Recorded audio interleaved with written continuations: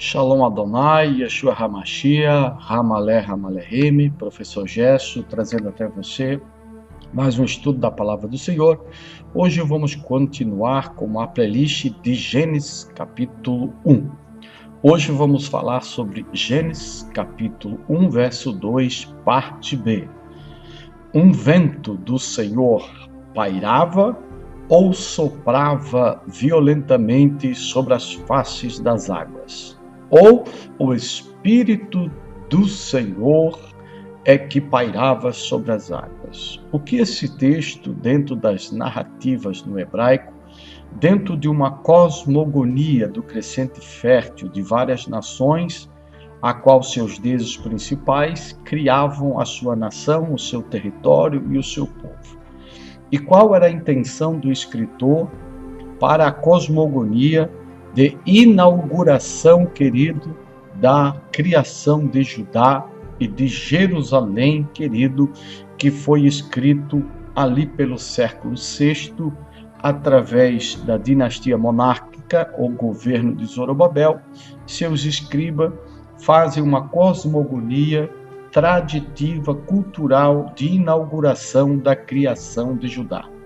Vamos ler então, capítulo 1, verso 2, o que nos ensina a palavra de Deus. Eu estarei lendo, querido, em português e depois estarei lendo em hebraico.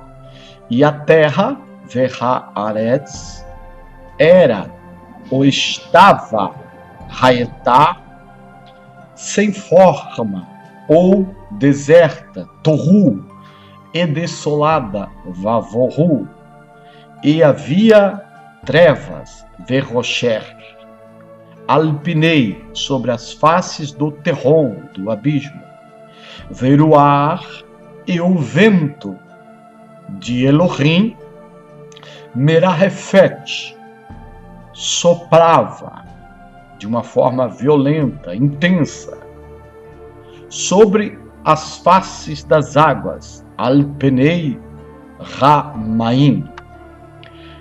Nesse texto, querido, nós encontramos um paralelo poético,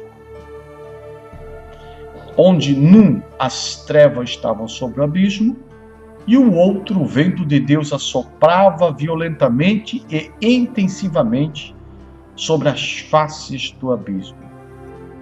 Mas a teologia sistemática e escrava de suas próprias e construídas doutrinas não consegue aceitar o que é óbvio. Mas por que, professor Gesso? Porque eles necessitam, para defender a sua doutrina da Trindade, enfiar dentro desse texto a pessoa do Espírito Santo, a qual não está nesse texto de forma nenhuma. Então, em vez de respeitar o texto correto e traduzirem como um vento de Deus pairava, eles traduzem como o Espírito de Elohim pairava. Mas aqui não é pairava, como se o Espírito Santo estivesse surfando sobre as faces das águas. Porque aqui o vento soprava, Merahefet, e soprava com violência e intensidade. Nós encontramos 3 vezes essa palavra na Bíblia, e 2 está falando de um vento ou de algo que está intenso. E aqui este verbo está no tronco piel, está numa voz intensiva. Isto quer dizer que nesse texto esse vento soprava muito mais intensamente, com muito mais violência, significando que havia uma grande tempestade sobre as faces do abismo. Merahefet, ela revela isso para nós, porque está no tronco piel, que está revelando um movimento intensivo, um movimento violento. Mas a escravizada teologia sistemática tem a ousadia vergonhosa, covarde, de colocar, pairava como se uma galinha estivesse chocando os seus ovos, porque eles precisam que o espírito esteja paradinho, inerte, paradinho ali sobre as faces das águas. Então, querido, o Espírito Santo não estava sobre a face das águas como se estivesse surfando. Essa tradução é errada. E pronto, é uma invenção escravizadora de um sistema de doutrinas bem elaborados para enganar e adulterar os sentidos verdadeiros da palavra em hebraico. A igreja tem o direito de traduzir Espírito, colocar o Espírito Santo nesse texto? Tem, mas ela não tem o direito de dizer que a Bíblia está falando isso. Que a Bíblia, o autor está querendo passar isso. Por quê? Porque se o Espírito está nesse texto, então ele está em cima das águas, saltando, pulando, dando carambota. Por quê? Porque ele está agindo de forma intensiva, violenta. Eles têm o direito de defender a doutrina que eles quiserem, mas eles não têm o direito de mentirosamente e tendenciosamente dizerem que isso está na Bíblia. Isto é falsidade, porque não está. E quando nós olhamos para esse texto, ele está em paralelismo. Trevas em cima e vento embaixo. O vento está soprando fortemente. Pensa comigo qual é a imagem que está na cabeça do escritor. Você tem o abismo das águas da criação, aí você tem trevas e um vento soprando violentamente. O que pode simbolizar isso em nossa mente? Uma tempestade em alto mar. A cena inicial da criação são as águas do abismo sendo revoltas numa tempestade fortíssima, porque o vento de Elohim soprava intensamente, violentamente. Lembra Jesus acalmando a tempestade? Isto é uma evocação do autor de Gênesis capítulo 1. O autor está projetando em Jesus os poderes criativos e traditivos da cosmogonia escrita em Gênesis, aonde Deus acalma o vento violento, colocando a luz, querido, tirando toda a tempestade, acalmando tudo para ele poder começar a criar. Este texto revela que quando Deus começa a criar, porque ele ainda não tinha criado a terra, já estava lá, tá? Essa terra representando Judá, mas estava o quê? Destruída e assolada por causa de uma grande tempestade que afundou nas águas, que representa a ação afundada nas águas da invasão babilônica e destruição de Judá e Jerusalém. Por que a terra não começa a ser criada no verso 1, nem no verso 2 de Gênesis? A terra começará a ser criada no verso 3, com o início desta operação.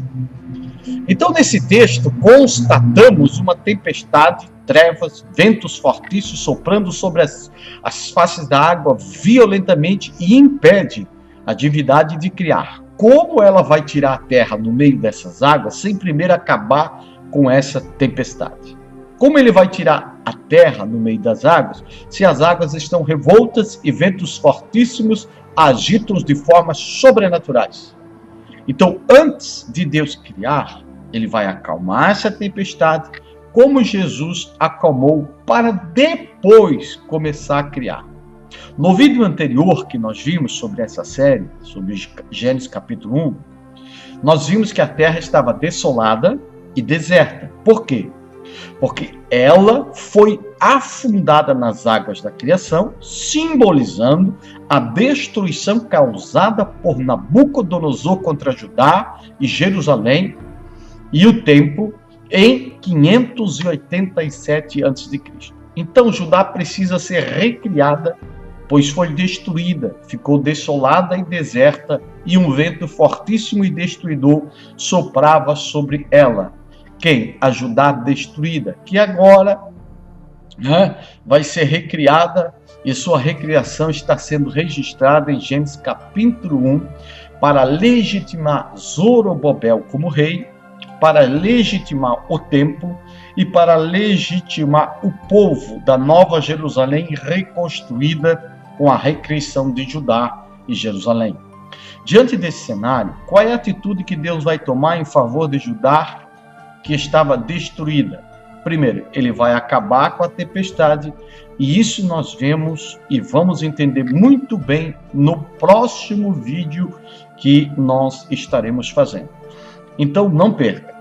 Então, em resumo, poderíamos ler assim: no princípio do criar Deus os céus e a terra estava desolada e deserta. Por quê? Porque trevas estavam sobre o abismo e um vento violento e fortíssimo assoprava sobre as águas da criação. O que isso significa? Significa que a Jerusalém e a terra que estava lá agora está destruída e precisa ser recriada. E sendo a cidade destruída de modo físico, em termos traditivos e mitológicos, ela afundou nas águas da criação. O livro de Apocalipse revela uma criação invertida. Lá também Jerusalém é destruída. Em Gênesis está sendo escrito depois de Jerusalém ser destruída. Apocalipse está sendo escrito depois que Jerusalém foi destruída. Nesse texto foi destruída pelos babilônicos. Em Apocalipse foi destruída pelos romanos. Então, se a Jerusalém foi destruída, o que precisa acontecer? Uma nova criação de uma nova Jerusalém. Se Jerusalém foi destruída e foi afundada nos mares, tá? Ou se Jerusalém foi destruída, ele afundou nos mares, não afundou? Se ela foi destruída, ela foi afundada. Mas o vidente João vai dizer que o mar já não existe. Então, de onde vai sair essa nova Jerusalém? Ela não vai mais sair do meio das águas. Por quê? Porque essa Jerusalém, dentro da visão do autor do Apocalipse, nunca mais vai ser destruída. Então ela não sai mais do meio das águas. Agora ela desce do céu, tá? E não mais das águas da criação. O que o vidente quer que entendamos? Que esta que desce do céu nunca mais será destruída como a terrestre foi, porque todas as destruições terrestres é como se ela afundasse nas águas da criação. Ela era reconstruída e aí havia uma nova criação.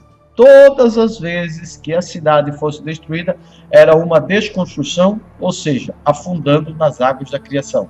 Essa era a cosmogonia e o entendimento dos homens antigos que habitavam todo o crescente fértil. E todas as vezes que ela fosse reconstruída, ela está sendo recriada, ou seja, surgindo do meio das águas da criação. Lá em Apocalipse, a Jerusalém foi destruída. O vidente anuncia uma nova reconstrução, mas desta vez ela não será tirada da água, mas ela vai descer do céu, porque as águas da criação não existem mais. Agora ela vai descer da própria morada de Deus, para nunca mais ser destruída. Então, deixa de ser uma cosmogonia cicla de destruição e uma criação para ser uma criação eterna que nunca se destruirá. Veja bem como é bom a gente estudar, como é bom entender um pouquinho do hebraico. Olha quanta coisa errada nós aprendemos, olha quanta manipulação, olha quanta besteira teológica nós aprendemos em nossas escolas bíblicas, em nossas teologias, que são desonestas, que congelam os sentidos da palavra nos moldes do seu desejo, da sua doutrina, da sua concepção, e não consegue entender ao contexto tradutivo, cosmogônico daquele povo, daquela nação, daquela época. E começam a inserir no texto coisas que não existem, quando traduzem espírito no lugar de vento. Traduzem pairar quando está falando soprar, e soprar violentamente. Deixe o seu like, deixe o seu curtir, não perca essa playlist, não perca essa série de vídeos. Vamos estudar o capítulo número 1 do livro de Gênesis de uma forma que você nunca ouviu e aprendeu.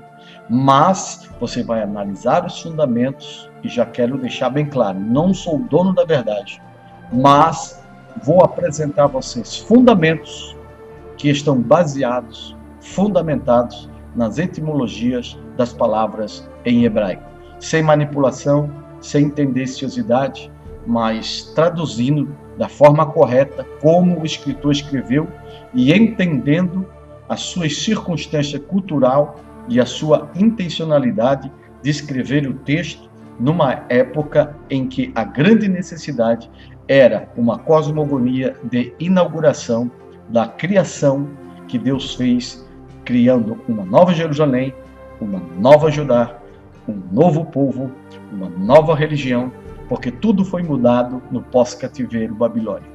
Antes do cativeiro babilônico, Israel era um povo, uma religião. Depois do cativeiro babilônico, passou a ser um outro povo e uma outra religião totalmente desconectada dos seus princípios antigos. Ficaram só suas tradições, mas foram remodeladas à luz da classe sacerdotal da época, que reescreveu a história de uma forma transportando, querido, da sua época para o passado, para trazer uma identidade de uma nova Judá e uma nova Jerusalém. Que Deus abençoe a todos, em nome de Yeshua HaMashiach, HaMelech, HaMelech.